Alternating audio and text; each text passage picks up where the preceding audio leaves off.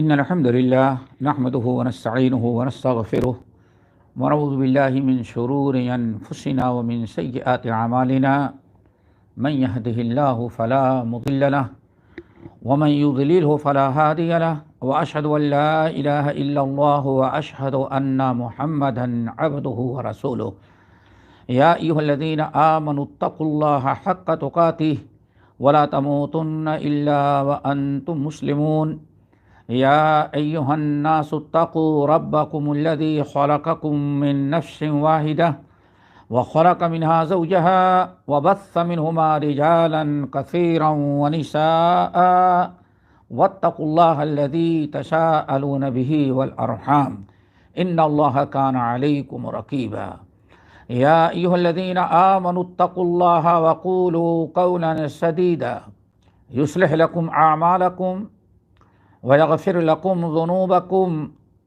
ومن يطع الله ورسوله فقد فاز فوزا عظيما أما بعد فإن خير الحديث كتاب الله وخير الهدي هدي محمد صلى الله عليه وسلم وشر الأمور محدثاتها وكل محدثة بدعة وكل بدعة ضلالة وكل ضلالة في النار فاعوذ بالله السميع العليم من الشيطان الرجيم بسم الله الرحمن الرحيم محمد رسول الله والذين معه أشداء على الكفار رحماء بينهم تراهم ركعا سجدا يبتغون فضلا من الله ورضوانا سيماهم في وجوههم من أثر السجود ذلك مثلهم في التوراة ومثلهم في الإنجيل كزرع أخرج شطأه إلى آخر الآية۔ محترم حضرات اور دینی بھائیوں بہنوں، دیکھنے والوں سننے والوں، یہ صورت فتح کی آخری آیات کا کچھ حصہ میں نے تلاوت کیا، جس میں صحابہ کرام رضوان اللہ علیہم اجمعین کی فضیلت، ان کی صفات، ان کی خوبیاں، ان کے اعمال اور کردار بیان کیے گئے ہیں۔ اور پھر قرآن ہی میں نہیں، اللہ نے فرمایا تورات اور انجیل یعنی صحابہ کرام کے پیدا ہونے سے پہلے بھی صحابہ کرام کا تذکرہ آسمانی کتابوں میں موجود ہے۔ یہ کتنی بڑی فضیلت ہے صحابہ کی۔ عظمت صحابہ کا سلسلہ ایک عرصے سے چل رہا ہے اور کافی پروگرام ہو چکے ہیں۔ آخری پروگرام حضرت امیر معاویہ پر تھا۔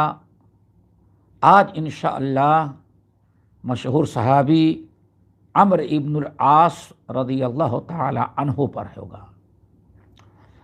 عمرو ابن العاص رضی اللہ تعالی عنہ کے کچھ حالات، کچھ فضائل، کچھ مناقب، کچھ ان کے کارنامے اختصار کے ساتھ آپ کے ساتھ رکھیں گے، اور ہمارا مقصد یہ ہے کہ لوگوں نے، منافقوں نے یا عبداللہ ابن سبا کے افکار و نظریات سے متاثر کچھ نام نہاد علماء، کچھ نام نہاد اہل سنت والجماعت نے جن صحابہ کرام کو تنقید کا نشانہ بنایا، اس میں ایک عمرو ابن العاص رضی اللہ تعالی عنہ بھی ہیں۔ ابو سفیان، حضرت عثمان بن عفان، ابو سفیان، معاویہ رضی اللہ تعالی عنہم اجمعین، اسی طرح سے عمرو ابن العاص رضی اللہ تعالی عنہ بھی لوگوں کے تنقید کا نشانہ بنے۔ عمرو ابن العاص رضی اللہ تعالی عنہ یہ قریشی خاندان سے ہیں، قریش کے ہیں، جہاں نبی علیہ الصلوۃ والسلام پیدا ہوئے، جہاں رسالت و نبوت کا اعلان کیا، وہیں کے رہنے والے، اسی شہر کے، اسی قوم اور قبیلے کے عمرو ابن العاص رضی اللہ تعالی عنہ بھی ہیں۔ عمرو ابن العاص رضی اللہ تعالی عنہ بڑے ہی مدبر، حکیم، تیز ترار، ہوشیار انسان تھے۔ بلکہ دنیا کے اندر جن جرنل اور کرنلوں نے دنیا کے اندر ایک مثال اپنی بہادری، اپنی شجاعت، اپنی فتوحات، اپنے عدل انصاف کا جو ڈنکا بجایا اور ریکارڈ قائم کیا، ان میں ایک عمرو ابن العاص رضی اللہ تعالی عنہ ہے۔ عمرو بن عاص رضی اللہ تعالی عنہ بچپن ہی سے ان کی ہوشیاری اور ان کا مدبر ہونا سب کو مسلم تھا۔ ان کے ایمان لانے کا پہلے واقعہ، ایمان کیسے لائے؟ کہا جاتا ہے جو مختلف روایات ہیں ان میں ایک روایت تو یہ ہے کہ عمرو ابن العاص رضی اللہ تعالیٰ عنہ ایمان کیسے لائے۔ ایک روایت تو یہ ہے کہ جب نبی علیہ السلام نے اسلام کی دعوت پیش کی اور لوگ مسلمان ہونے لگے، بہت سارے لوگ مسلمان ہو گئے، لیکن بڑی تکلیف میں تھے۔ مکے کے لوگ بہت ہی زیادہ ایمان لانے والوں کو ستاتے تھے، چاہے مرد ہو یا عورت، زد و کوب کرنا، جتنی بھی سزا دے سکتے تھے ان کو سزا دیتے تھے اور بہت ہی تکلیف میں تھے۔ نبی علیہ السلام ابھی صحابہ کے ساتھ اتنے پاور میں نہیں تھے کہ اپنی حفاظت کر سکیں، تو سالوں تکلیف برداشت کرنے کے بعد نبی علیہ السلام کو معلوم ہوا کہ حبشہ کا جو بادشاہ نجاشی ہے وہ بڑا ہی بہترین انسان ہے، اس کے ہاں عدل و انصاف ہوتا ہے، کسی پر ظلم نہیں ہوتا، اور اس کے یہاں اس کے ملک میں ہر انسان کو اپنے دین پر چلنے کی آزادی ہے۔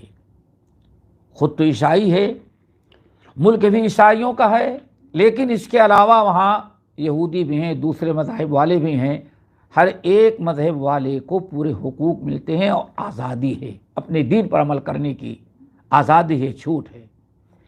نبی علیہ السلام نے صحابہ کرام کو حکم دیا، بھائی دیکھیں، اگر کوئی آدمی آپ لوگوں میں سے کوئی ہجرت کر کے نجاشی بادشاہ کے پاس حبشہ جانا چاہتا ہو تو چلا جائے، وہ اس کو اجازت دیتے ہجرت کر جائے، جب ہمارے حالات اچھے ہو جائیں گے تب واپس آ جانا۔ کہا جاتا ہے اس سلسلے میں تقریباً 72 لوگوں نے ہجرت کرنے کا ارادہ کر لیا۔ خود عثمان بن عفان اپنی بیوی کے ساتھ، جو اللہ رسول کی صاحبزادی تھیں، آپ کے چچا داد بھائی جعفر طیار اور بہت سارے لوگوں نے ہجرت کی۔ کہتے ہیں تقریباً 70-72 انسان، مرد عورت چھوٹے بڑے، ہجرت کر گئے وہاں۔ جب سارے لوگ ہجرت کر کے حبشہ چلے گئے اور وہاں اطمینان کے ساتھ زندگی گزارنے لگے، مکہ کے لوگ، کفار مکہ یا مشرکین مکہ کہیں، ان کو پتہ چل گیا کہ یہ مسلمان یہاں سے جو نکلے ہیں وہ حبشہ میں نجاشی بادشاہ کے ہاں چلے گئے ہیں اور وہاں بڑے سکون کی زندگی گزار رہے ہیں۔ یہ چیز کفار مکہ کو ناقابل برداشت تھی، وہ نہیں چاہتے تھے کہ دنیا میں کہیں مسلمان جائیں اور سکون کے ساتھ رہیں۔ اس لیے مکے والوں نے یہ پروگرام بنایا کہ کسی بہانے سے ان تمام مسلمانوں کو حبشہ سے دوبارہ مکہ لایا جائے، اور جیسے پہلے ان کو ہم سزا دیتے تھے ایسے ان کو سزا دیتے رہیں۔ اس چیز کے لیے مکے والوں نے ایک وفد بھیجنا چاہا، تو جو وفد گیا تھا اس کے سردار عمرو ابن العاص رضی اللہ تعالی عنہ تھے۔ اس سے اندازہ لگائیں کہ عمرو ابن العاص کتنے مدبر اور کتنے سیاسی اور کتنے تیز اور طرار انسان تھے کہ مکے والوں نے سوچا یہی آدمی ہے جو واپس لا سکتا ہے، یہی بات کرنے میں، معاملات طے کرنے میں بڑا ہی تیز طرار مدبر ہے، یہ کسی نہ کسی تدبیر سے سارے مسلمانوں کو واپس لا دے گا۔ اس لیے مکے والوں نے ایک وفد تیار کیا، عمرو بن عاص کو ان کا امیر مقرر کیا اور کھانے پینے کے سارے سامان دیے اور نجاشی بادشاہ کو تحفے اور گفٹ دینے کے لیے بہت ساری چیزیں دی، اور ان میں بہت بڑا قیمتی چمڑا بھی تھا، چمڑا لیدر، آپ کہیں لیدر، یہ تھا۔ یہ سب لے کر کے گئے اور کوشش یہ تھی کہ کسی بھی صورت سے ان کو واپس لایا جائے۔ عمرو بن عاص رضی اللہ تعالی عنہ اپنے ساتھیوں کے ساتھ تحفے تحائف لیے اور نجاشی بادشاہ کے پاس پہنچ گئے۔ نجاشی بادشاہ کے پاس جب حبشہ گئے تو انہوں نے حبشہ کے بادشاہ جو نجاشی کہا جاتا تھا اس سے ٹائم لیا، اجازت لی، اور یہ لوگ داخل ہو گئے نجاشی بادشاہ کے دربار میں۔ کفار مکہ کا وفد اور جس کے سردار اور امیر عمرو بن العاص تھے، ٹائم لیا اور دربار میں داخل ہوئے۔ نجاشی بادشاہ اپنے بہت سارے علماء اور سیاست دانوں کو بھی اکٹھا کر رکھا تھا، کیوں مکے کا وفد ہے، مکے حرم کی وجہ سے بڑی ان کی قدر ہوتی تھی۔ سب لوگ اکٹھا ہوئے، عمرو بن عاص کو بلایا گیا، نجاشی بادشاہ کے دربار میں پہنچے۔ نجاشی بادشاہ نے پوچھا کیسے آنا ہوا آپ کا، آپ لوگ کیوں آئے؟ تو عمرو بن عاص نے اپنی بڑی ہوشیاری دکھائی کہ صاحب ہمارے کچھ غلام ہیں اب بڑے کام چور ہیں، وہ کام کرنا نہیں چاہتے، چھپ چھپا کر کے بھگ کر کے ہمارے سارے غلام آپ کے یہاں آ گئے ہیں، ہم چاہتے ہیں کہ ہمارے غلاموں کو واپس لوٹا دیا جائے۔ لازمی چیز ہے، غلام ملکیت ہوتی ہے، نجاشی بادشاہ کے لیے ضروری ہے کہ لوٹائے۔ عمرو بن عاص نے جو مدعا پیش کیا، دعویٰ کیا ہم سب ہمارے غلام ہیں، لیکن نجاشی بادشاہ بڑا ہوشیار تیز ترار تھا، اللہ نے اس کے دل میں بات ڈالی کہ بھائی اس کی تحقیق کی جائے۔ کہا ٹھیک ہے آپ لوگ بیٹھیں۔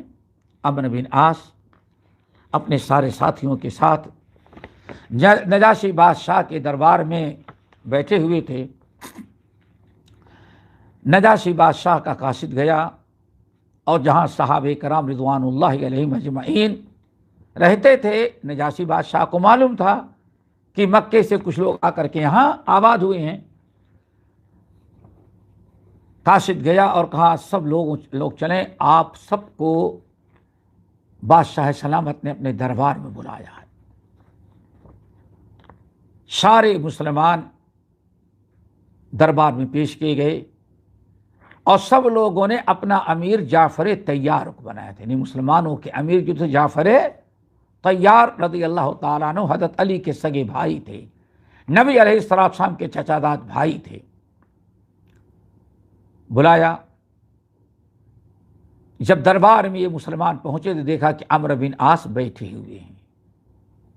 عمرو بن عاص نے تو اپنا مدعا پیش کر دیا تھا، یہ سب ہمارے غلام ہیں، کام چور ہیں، بغاوت کر کے بھگ کے آئے ہیں ہم اپنے آقا سے، ہم ان کو واپس لے جائیں گے، اور واپس لے جانے کا حق تھا واقعی۔ لیکن نجاشی بادشاہ نے جعفر طیار سے پوچھا کہ بھئی آپ لوگ یہاں کس لیے آئے ہوئے ہیں، آپ لوگ ان کے غلام ہیں، کیوں آئے ہوئے ہیں؟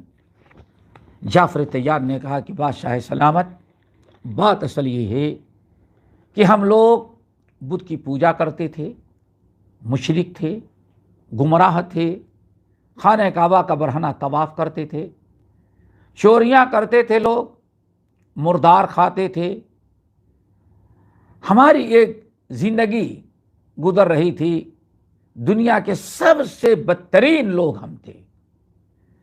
اللہ تعالیٰ نے بڑا کرم کیا، ہمارے اوپر مہربانی کی، اس نے ہماری ہی قوم کے ایک شخص کو، جس کی ذات، برادری، حسب، نسب، 40 سالہ کردار، امانت دیانت سب جانتے ہیں، اللہ تعالیٰ نے اس کو ہمارے لیے رسول بنا دیا۔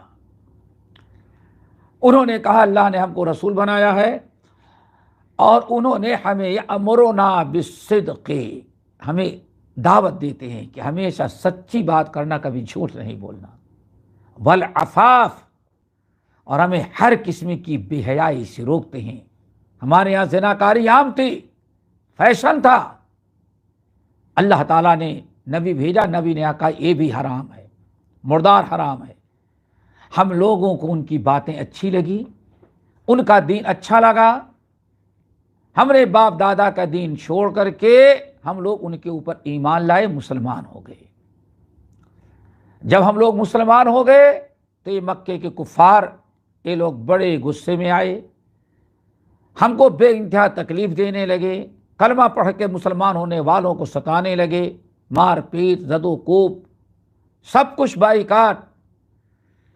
ہمارے نبی کو پتہ چلا کہ حبشہ کے آپ بادشاہ جو نجاشی ہیں، آپ کے ہاں عدل و انصاف ہوتا ہے اور ہر آدمی کو اپنے دین پر چلنے کی آزادی ہے، تو ہمارے نبی نے آپ کے ہاں ہجرت کر جانے کی اجازت دی، حکم دیا۔ ہم لوگ اپنا دین بچانے کے لیے آئے ہوئے ہیں، ہم محنت مزدوری کر کے کھاتے پکاتے ہیں اور دین پر قائم ہے، دین سیکھتے سکھاتے ہیں، ہم لوگ یہاں بہت خوش ہیں، یہی اسی لیے ہم آئے ہوئے ہیں۔ اب نجاشی بادشاہ نے کہا یہ تو کہیں آپ لوگ غلام ہیں ان کے، آپ لوگ میں تو کوئی غلام ہے ان کا؟ سارے مسلمانوں نے کہا بادشاہ سلامت، ہم لوگ کسی کے غلام نہیں، ہم سب غلام والے ہیں، آزاد ہیں، صرف جرم ہمارا یہ ہے کہ ہم مسلمان ہو گئے ہیں، اس لیے ہم کو یہ دوبارہ لے جا کر کے ستانا چاہتے ہیں اور اپنا غلام ظاہر کریں، ہم لوگ غلام نہیں، آتا ان سے پوچھے کہیں بلا۔ اب ایسی بات تھی کہ وہاں عمرو بن عاص بالکل لاجواب ہو گئے۔ پھر عمرو بن عاص کا دیا ہوا تحفہ واپس لوٹایا۔ کہتے ہیں بادشاہ نے اس وقت بڑی عجیب سے بات کہی تھی، وہ سننے کے لائق اور یاد کرنے کے لائق ہے۔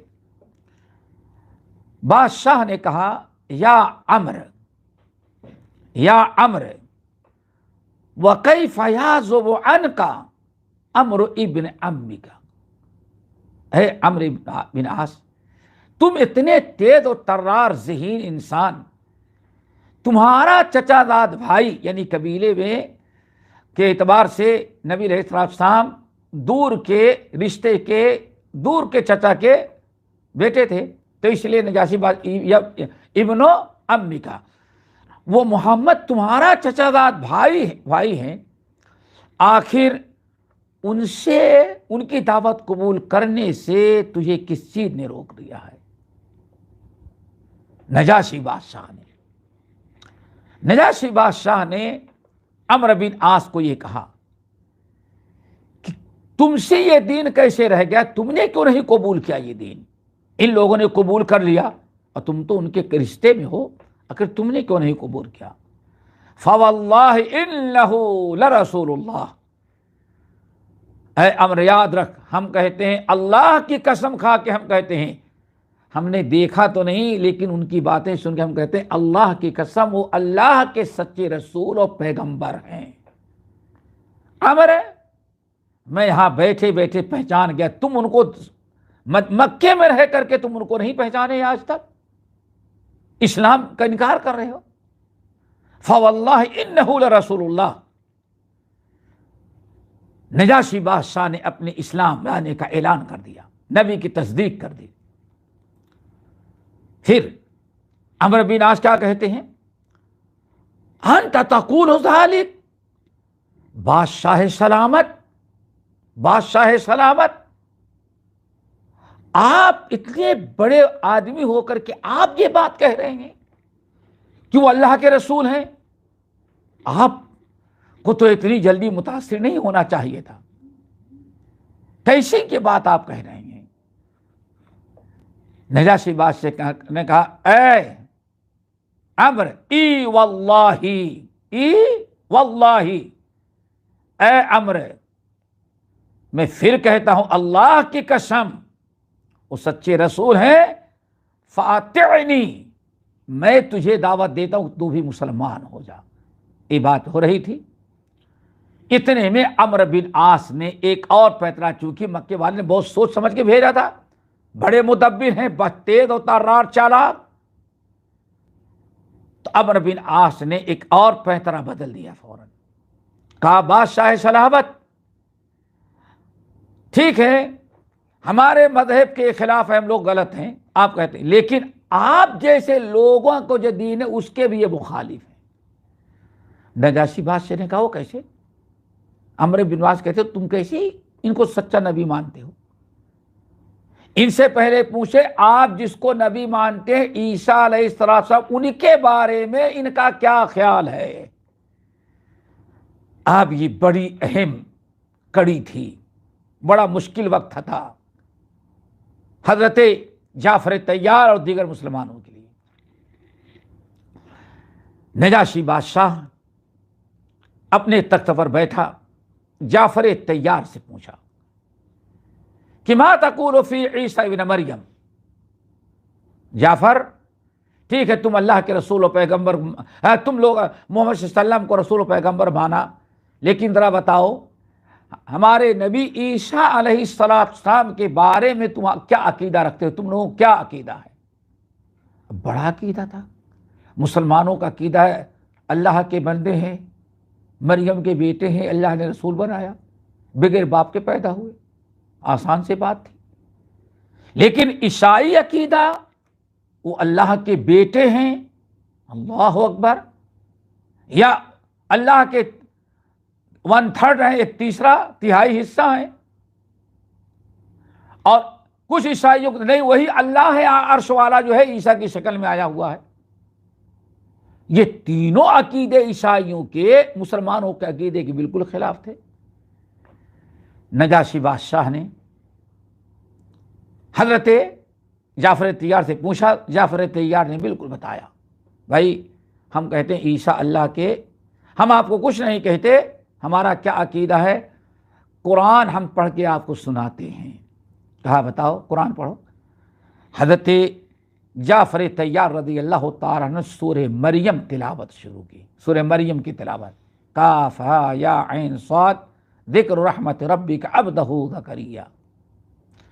اس صورت میں بڑی ہی تفصیل کے ساتھ وَاذْكُرْ فِي الْكِتَابِ مَرْيَمَ اِذْ انتبذت مِنْ أَهْلِهَا مَكَانًا شَرْقِيًّا شروع کیا اور آگے تک لے گئے،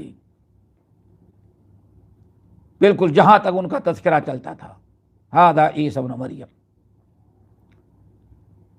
عیسیٰ علیہ السلام نے کہا اے لوگو میں بھی اللہ کا بندہ ہوں اور اللہ کا رسول ہوں، آخر تک لے گئے۔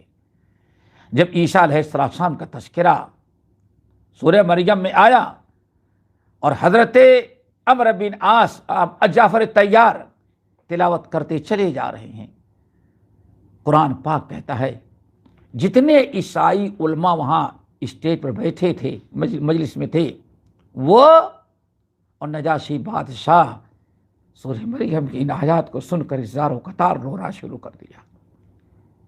مسلمان یہ قرآن کا مقام ہے۔ آج مسلمان ہو کر کے ہمیں قرآن سننے کے بعد رونا نہیں آتا، لیکن وہاں عیسائی قرآن پاک میں وضاحت اللہ نے کی، سب کے آنکھوں سے آنسو بہنے لگے، تفیض من الدمع، حق سمجھ میں آ گیا، سب رونے لگے۔ پھر جعفر طیار سے پوچھا کیا چاہتے ہو آپ لوگ؟ جعفر طیار نے کہا ہم لوگ کچھ نہیں چاہتے، صرف چاہتے ہیں کہ آپ ہم کو اپنے ملک میں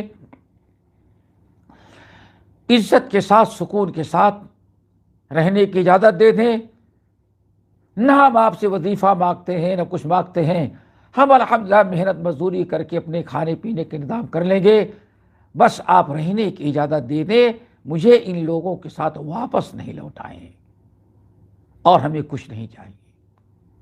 بادشاہ نے بڑی عزت کے ساتھ لوٹایا، بڑی سہولتیں آسانیاں دیں۔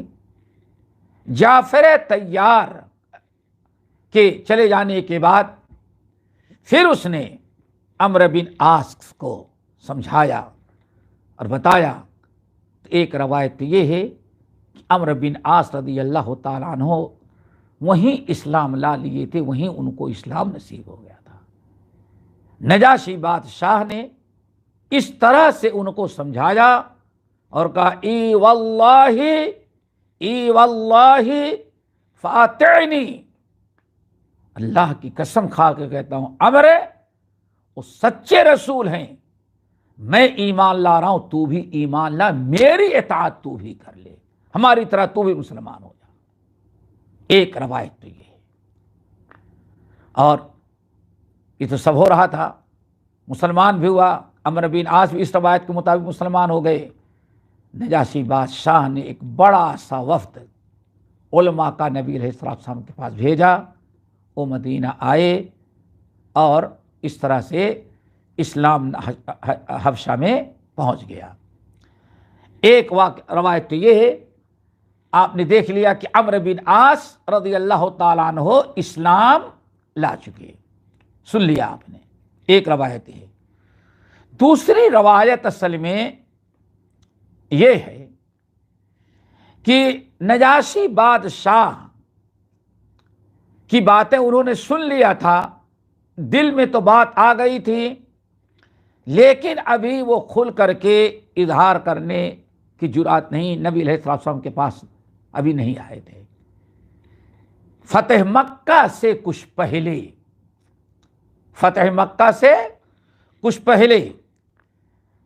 یہ تین بڑے زبردست آدمی مکے سے نکلے اور مدینہ نبی علیہ السلام کے پاس آ گئے، اور یہ تینوں بڑے اہم تھے۔ نمبر ایک سیف اللہ خالد بن ولید رضی اللہ تعالی عنہ، دوستو بڑی اہم چیز ہے۔ خالد، لوگ کہتے ہیں اسلام تلوار سے پھیلا، تو یہاں تو تلوار والا ہی خود آ کر کے مسلمان ہو رہا ہے، کوئی دباؤ نہیں تھا خالد پر، خالد بن ولید۔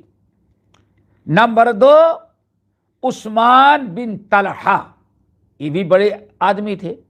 نمبر تین عمرو ابن العاص، یہ تینوں ایک ساتھ مکے سے نکلے اور چپکے سے مدینہ طیبہ آ گئے، اور آنے کے بعد انہوں نے اسلام کا اعلان کر دیا۔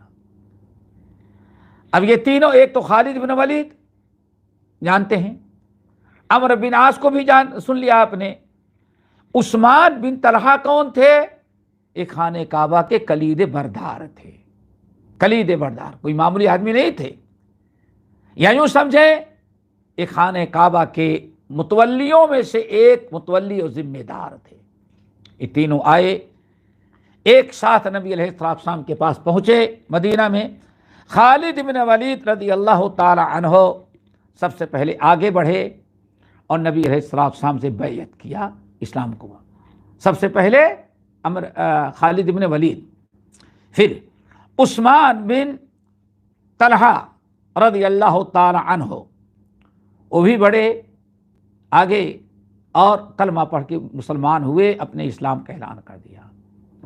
لیکن جب آخر میں، سب سے آخر میں عمرو ابن العاص رضی اللہ تعالی عنہ نبی علیہ السلام کے پاس اسلام کا اعلان کرنے کے لیے آپ سے ہاتھ ملانے لگے، تو فوراً ان کا رویہ بالکل بدل گیا۔ خالد بن ولید اور عثمان بن ابی طلحہ کی طرح انہوں نے اسلام قبول نہیں کیا۔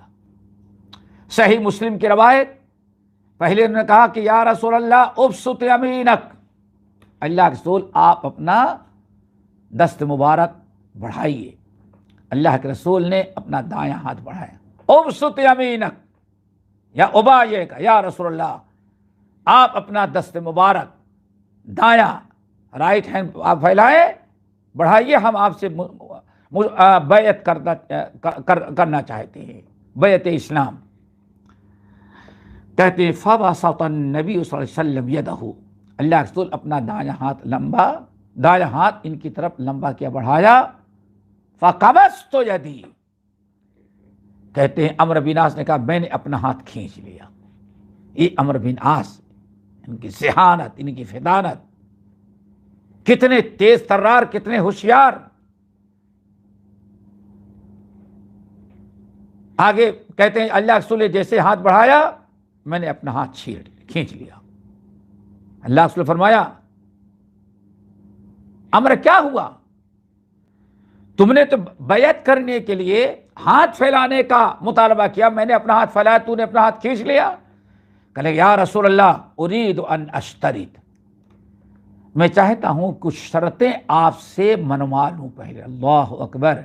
ارید ان اشترط، ہم چاہتے ہیں کہ آپ سے اپنی کچھ شرطیں بیان کر دیں، ان شرطوں کے ساتھ ہم مسلمان ہوں گے. اللہ اکبر. اللہ کے رسول نے فرمایا تشترط ماذا؟ عمرو جو شرطیں بھی تم لگانا چاہتے ہو لگاؤ. اللہ کے رسول نے بھی کھلی اجازت دی، لگاؤ. کہنے لگے یا رسول اللہ بات اصل یہ ہے میں نے آج تک مسلمانوں کو، آپ کو، اسلام کو بہت نقصان پہنچایا ہے. ہم نے بہت ستایا، بڑی تکلیف دی، جنگوں میں ہم نے بڑے نقصانات آپ لوگوں کو پہنچائے. اور پھر مکے میں جس دن سے مکے والوں نے اعلان کیا تھا کہ محمد صلی اللہ علیہ وسلم کی گردن کاٹ کر کے جو ہمارے سامنے پیش کرے گا اس کو ہم 100 اونٹ انعام میں دیں گے، میں تلوار لے کر کے برابر آپ کو ڈھونڈتا رہتا تھا کہ موقع پاؤں، تلوار سے آپ کی گردن ماروں اور آپ کی گردن لے جا کر کے مکے والوں کو پیش کر کے انعام لے لوں. اور اس دنیا میں، اس سرزمین پر آپ سے زیادہ مبغوث چہرہ ہمیں کسی اور کا نظر نہیں آتا تھا. اور آپ جس شہر مدینے میں ہیں اس سے زیادہ بدترین اور اس سے زیادہ نفرت ہمارے دل میں دنیا کے کسی شہر کی بھی نہیں تھی. آج سب کچھ بدل گیا ہے. آج آپ سے زیادہ اچھا چہرہ کسی کا مجھے نہیں لگتا، اور مدینے سے زیادہ محبوب کوئی شہر مجھے نہیں لگ رہا ہے.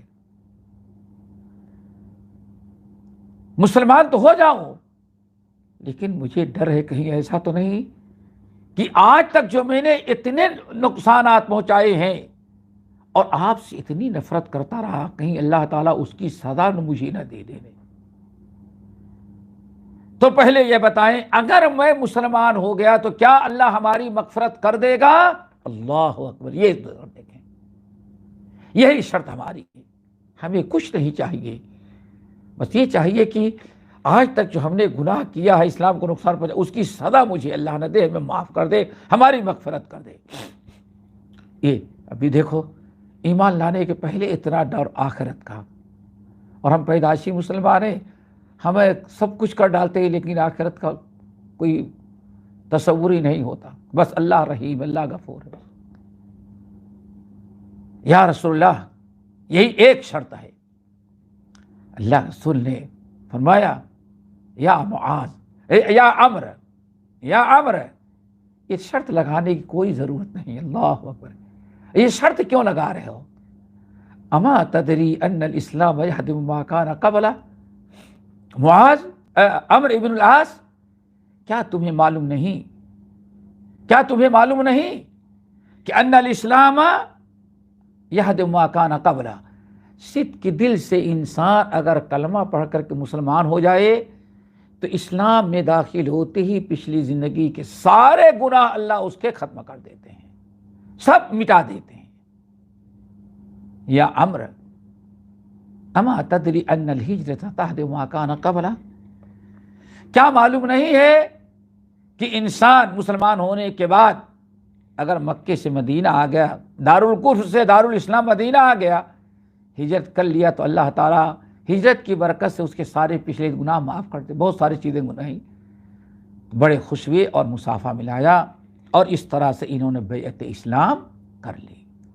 اب یہ تو اسلام لانے کا واقعہ ان کا ہوا، اور اسی کے ساتھ ساتھ یہ بھی معلوم پڑ گیا کہ ان کا مقام و مرتبہ کیا ہے، وہ بھی کچھ نہ کچھ سامنے آ گیا۔ اب آئیں نبی علیہ السلام کی احادیث کی روشنی میں کیا اللہ کے رسول صلی اللہ علیہ وسلم نے ان کے بارے میں بھی کچھ فضیلتیں مناقب بیان کیا ہے کہ نہیں کیا ہے؟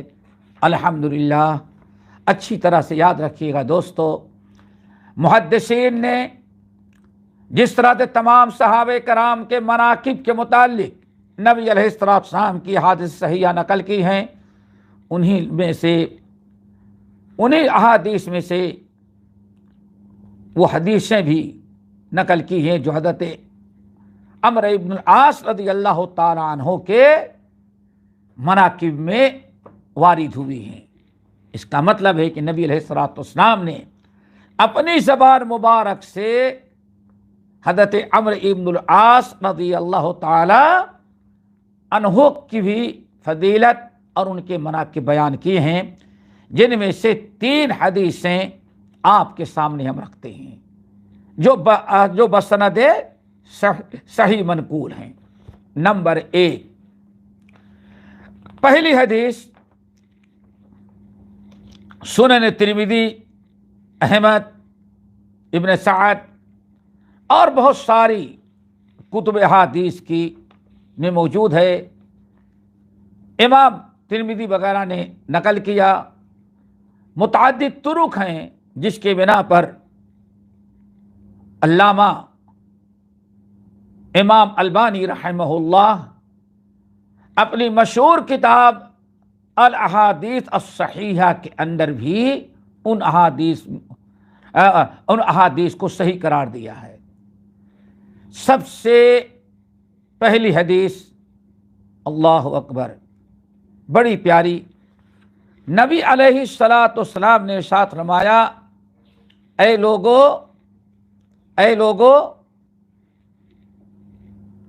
آمنا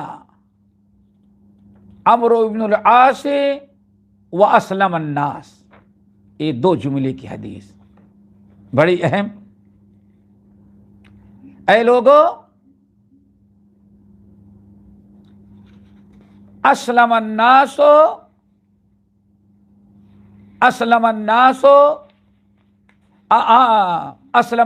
وآمن اللہ، اسلم الناس وآمن عمرو ابن العاص، اے میرے امت کے لوگوں، یہ بڑی سمجھنے کی حدیث ہے، سمجھیں اس کو۔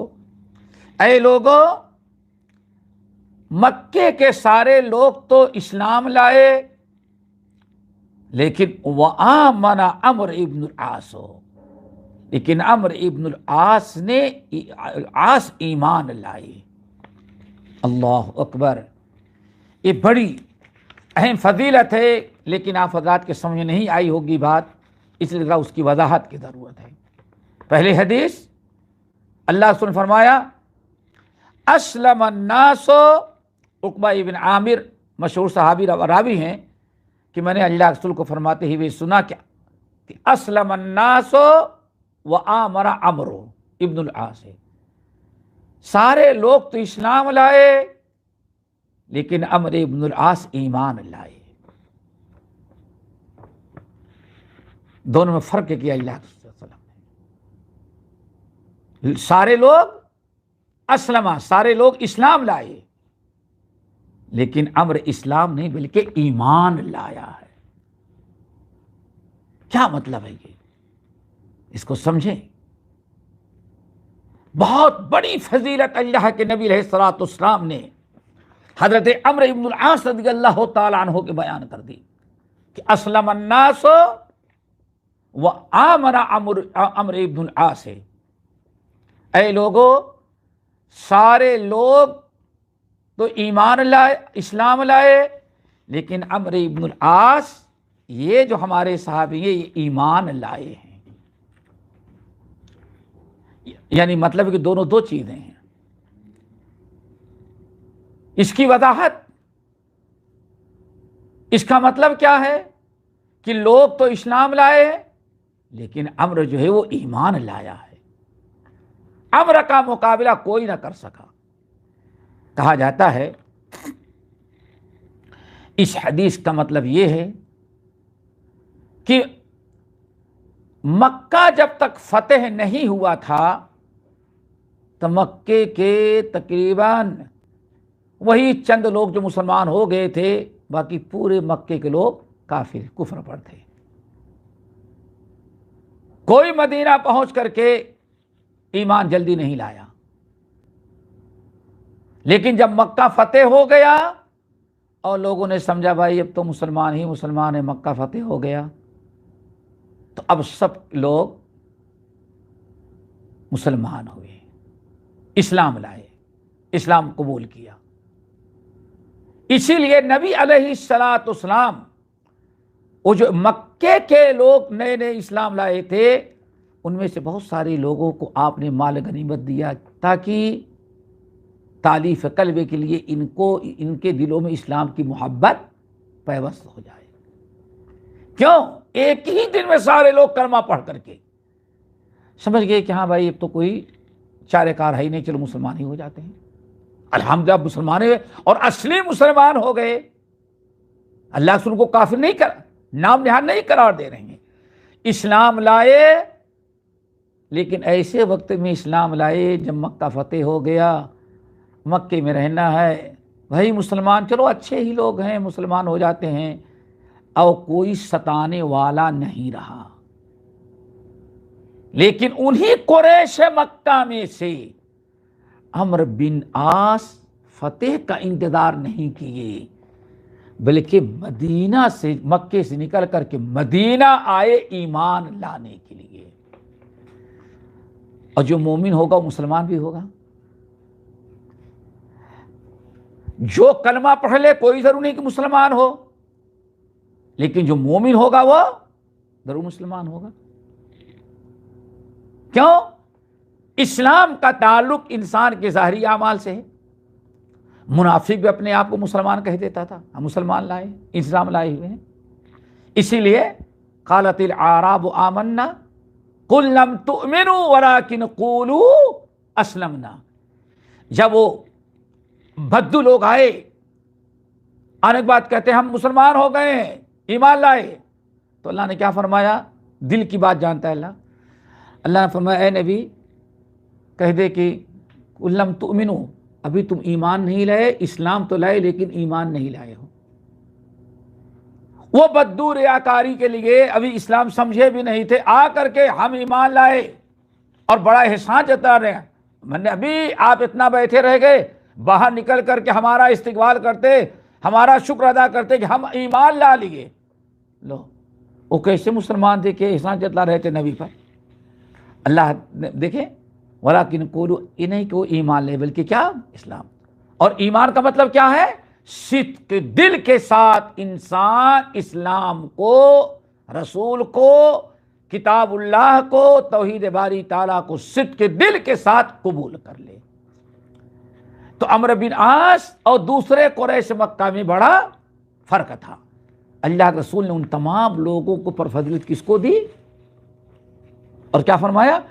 اسلم الناس وآمن عمرو، لوگ تو جو مسلمان ہونے لگے سب تو اسی میں سب داخل ہو گئے، ہاں ہم بھی مسلمان، سب لوگ مسلمان ہو گئے، لیکن عمرو بن عاص اسلام نہیں بلکہ کیا لایا؟ ایمان لایا۔ اور ایمان لایا تو ایمان کس کو کہتے ہیں؟ زبان سے اقرار، دل سے تصدیق اور عمل سے اظہار ہو گیا۔ اس حدیث میں حضرت عمرو ابن العاص کی بڑی فضیلت بیان کر دی اللہ کے رسول صلی اللہ علیہ وسلم نے، لیکن وہی سمجھنے کی ضرورت ہے۔ اسلم الناس وآمن عمرو ابن العاص، کیوں؟ کیا بڑی فضیلت ہے؟ آپ سوچیں کہ نبی علیہ الصلوۃ والسلام نے عمرو بن عاص کے ایمان کی شہادت دے دی۔ اللہ اکبر! فضیلت کیسے ثابت ہوئی؟ نبی علیہ الصلوۃ والسلام نے عمرو ابن العاص کے ایمان کی گواہی دے دی، شہادت دے دی کہ واقعی یہ مومن ہے۔ اس سے بڑی فضیلت اور کیا ہو سکتی ہے کہ اس کے ایمان کی شہادت کون دے دے؟ محمد صلی اللہ علیہ وسلم. اور پھر جس کے ایمان کی شہادت نبی علیہ السلام دے دیں، ضمنی طور پر سمجھو کہ اس کو جنت کی بھی بشارت مل گئی. جس کے ایمان کی شہادت نبی علیہ السلام دے دیے تو سمجھو کہ اس کے جنت کی بشارت مل گئی. کیوں؟ نبی علیہ السلام نے ارشاد فرمایا لا يدخل الجنت الا نفس مؤمنہ. لوگوں جنت میں تو وہی داخل ہوگا جو مومن ہوگا. اور عمرو بن عاص کے بارے میں اللہ کے رسول نے کیا گواہی دی؟ مومن. تو اس کا مطلب کہ لا يدخل الجنت الا نفس مؤمنہ کے تحت اس کی روشنی میں عمرو بن عاص کو بھی جنت کی بشارت اللہ کے رسول نے دے دی ہے. کیوں؟ عمرو بن عاص کے مومن ہونے کی شہادت اللہ کے رسول نے دی. آمن الناس اسلم الناس آمن عمرو بن العاص. پھر قرآن نے بھی شہادت دے دی ہے. وعد اللہ الذین آمنوا وعملوا الصالحات جنات تجری من تحتها الانہار. اللہ نے وعدہ کیا ہے ان لوگوں کے بارے میں جو ایمان لائے اور ایمان کے بعد عمل صالح کرے. اللہ تعالیٰ ان کو جنت میں داخل کرے گا، جنت کا وارث بنائے گا. علامہ البانی رحمۃ اللہ علیہ یہ نقطہ بڑے اچھے انداز سے پیش کرتے ہیں کہ اللہ کے رسول صلی اللہ علیہ وسلم نے اپنے اس حدیث اسلم الناس وآمن عمرو بن العاص مومن ہونے کی اللہ کے رسول نے شہادت دے دی کہ عمرو بن العاص مومن ہے. تو گویا کہ اب لا يدخل الجنت الا نفس مؤمنہ کے تحت عمرو بن عاص کی جنتی ہونے کی بشارت دی گئی. علامہ البانی اس تفصیل کے بعد کہتے ہیں جو لوگ عمرو بن عاص پر تنقید کرتے ہیں اور اعتراض کرتے ہیں اور ان کو برا بھلا کہتے ہیں، ان لوگوں کو چاہیے کہ اس حدیث پر اور اس کے متعلقات پر اس طرح غور و فکر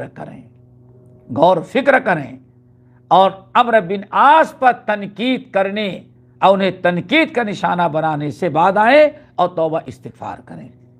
یہ تو پہلی حدیث ہے.